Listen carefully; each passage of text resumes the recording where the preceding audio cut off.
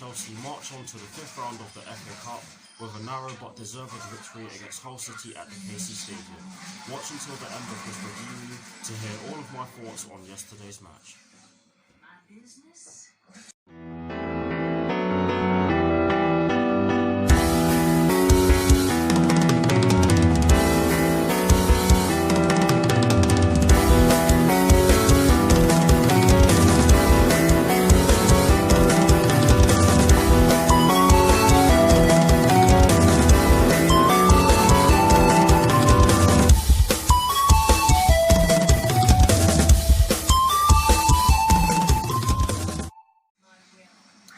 Hello people, welcome to my channel, welcome to another video. This is my review of the game which took place yesterday evening at the KC Stadium in the FA Cup 4th round between Hull City and Chelsea, which Chelsea ended up winning by 2-1. So what I'm going to do for you guys in terms of this review is that firstly I'll be giving you guys the lineup that Frank Lampard fielded at the start of yesterday's match. I'll then be giving you guys my thoughts on the match itself.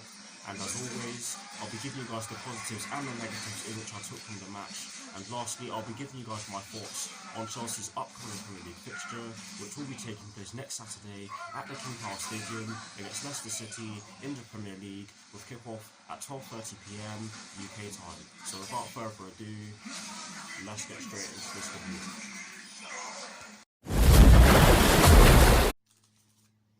So kicking things off with the lineup that Frank Lampard fielded at the start of yesterday's match against Hull City, and as always, starting off with the formation.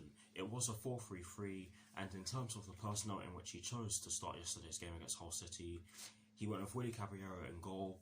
He went with a back four from right to left of Cesar Azpilicueta, Kurt Zouma, Fikayo Tomori and Marcos Alonso. He went with a midfield three of Mateo Kovacic, Ross Barkley and Mason Mount, and he went with a front three from right to left of Callum Hudson-Odoi, Michy Batshuayi and Pedro Rodriguez. So that's the lineup that Frank Lampard fielded at the start of Chelsea's FA Cup 4th round tie yesterday evening against Hull City.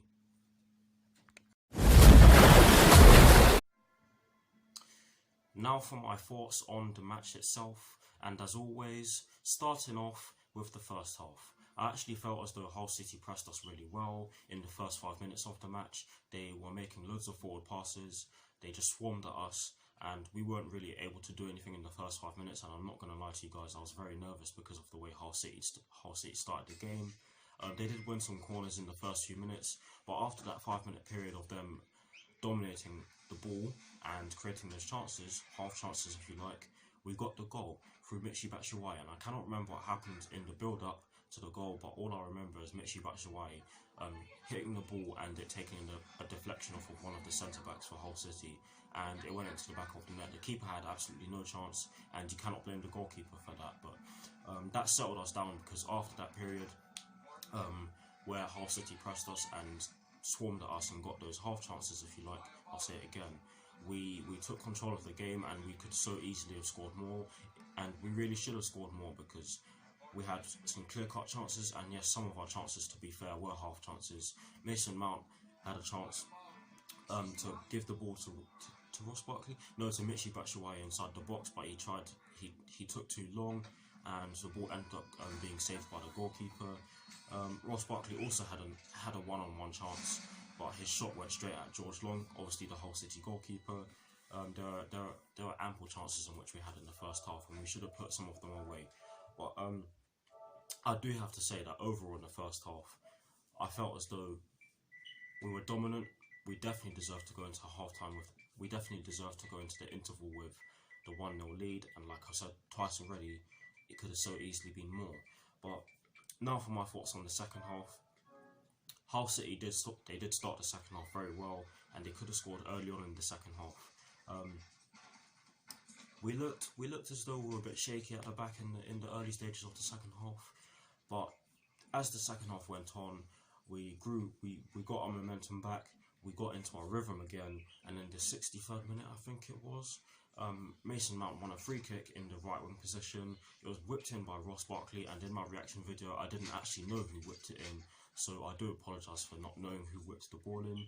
I did watch it on Match of the Day. Earlier, so I can confirm that it was Ross Barkley who whipped it in. Brilliant cross from him. And Fikayo Tomori he pulled away from his marker with ease. He headed the ball down into the ground, and the ball went into the top corner, again giving George Long absolutely no chance. A fantastic goal from Fikayo Tomori, and for me, he had a fantastic match yesterday evening, and he deservedly got the Man of the Match award, which was given by Stephen McManaman, of course.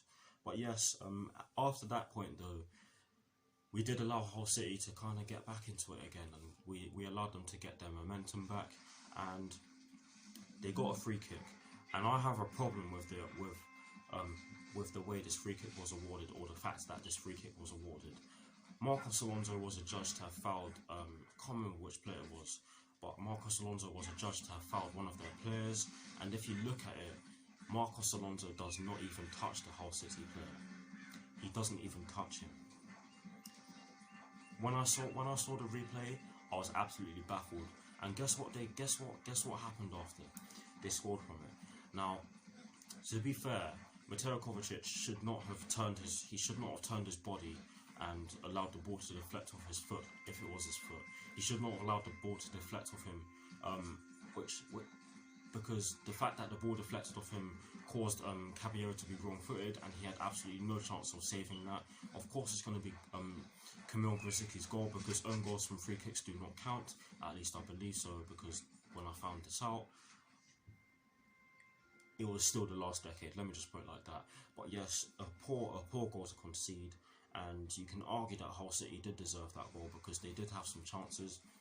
Yes, they could have done a lot better in terms of their overall play, because some of their players were keeping the ball for too long, and some of their players were a little bit selfish.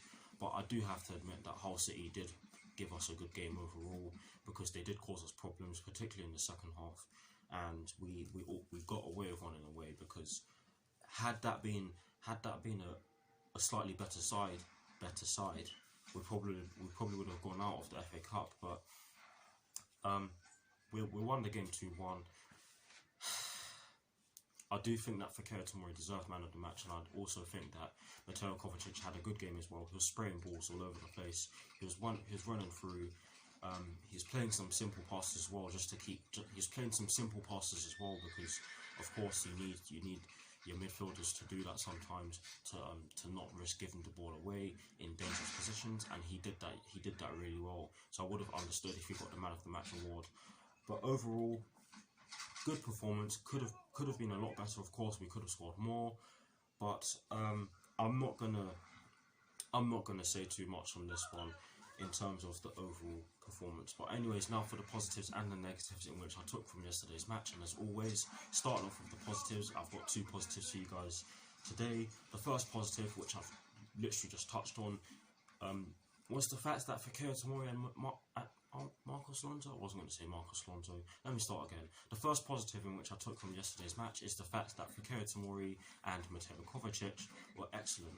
Yes, Mateo Kovacic was at fault for the goal in which Hull City scored. He should not have allowed the ball to deflect off him like that. And to be fair, Willy Caballero wasn't really happy with his positioning in the wall, because I heard him shouting his name, and when the ball went in, sorry, not goal, that doesn't even make sense.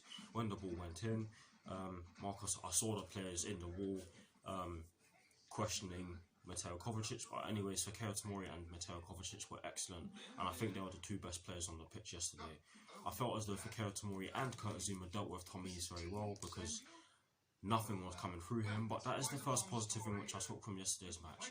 The second positive, and obvious one, which I took from yesterday's match, is the fact that we're into the fifth round. And the reason why I'm saying this as one of the positives in which I took from yesterday's match is because of the fact that Hull City could have nicked a draw at the end of it, because after the goal in which they scored, they were coming at us, and they were doing so more with a bit more success than they did throughout the earlier stages of the match. So that is exactly why I'm saying that this is a positive, because on another day we could have drawn or even lost. But yes, those are the two positives in which I took from yesterday's match.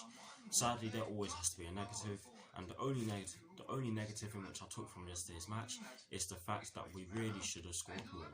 And had we scored more, we probably wouldn't have seen a Hull City goal, to be honest, because they were still, for me, they were still kind of in the game when we got our second.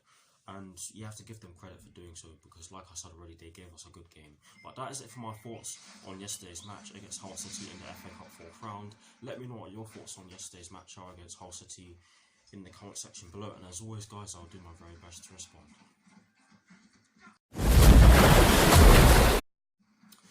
Now to conclude this review, I'm going to give you guys my thoughts on Chelsea's upcoming Premier League fixture, which will be taking place next Saturday at the King Power Stadium against Leicester City, with kickoff at 12:30 PM UK time. We will have to turn up and kill the game, because they are a great team who are capable of running away with games if they are given the slightest of opportunities. And what I'm trying to say is that we have to be more clinical, and Frank Lampard has accentuated this point in some of our most recent games. He said this after the game. Sorry for stuttering. He said this after the game against Newcastle United. He said this after the game against Arsenal where we drew 2-2, and really should have gotten a much more positive result, because we were definitely the more dominant side for large parts of that game against Arsenal, and we should have killed the game off yesterday. But yes, we are into the 5th round, so let's not be too disheartened about the fact that we weren't too clinical, but we do have to improve. But I'm guessing that we're just going to have to bear with.